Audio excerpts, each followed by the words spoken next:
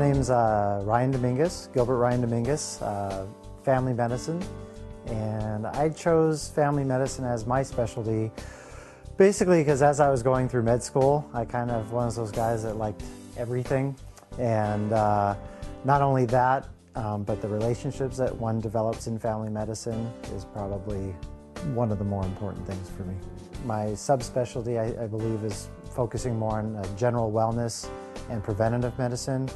And by that I mean, I think that with preventative medicine, there is the general staying up to date on your routine exams, which is important, but I also try to approach the patient from a mind-body perspective because I feel like what goes on up here definitely is going to connect what goes on down here, and you can't separate the two. The most important part to me is trust. I feel it's very important for one human to be able to trust another human, and I think that if a patient comes into my office and doesn't feel like they can trust me, they're not going to disclose all the information I need to know to help them. I ask that when patients do come in, I do look at it as a partnership, and they need to come into my practice with an open mind and being willing to accept change, and maybe what they're doing isn't best for their health.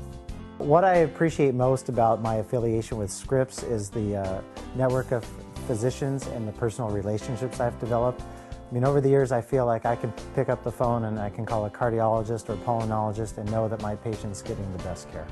I consider my office a fairly innovative practice. Since 2003, I've had an electronic medical record and probably was one of the first practices on this campus to have one. And I'm constantly developing it. I'm going to have a patient web portal soon, e-prescribing, and also patients have my personal email. My hobbies and interests away from the office include basically anything outdoors. I love riding my bike, running, playing soccer, tennis, anything that allows me to kind of have that stress release, because I really try to practice when I preach, and I think that exercise is a great way to maintain that mind-body connection.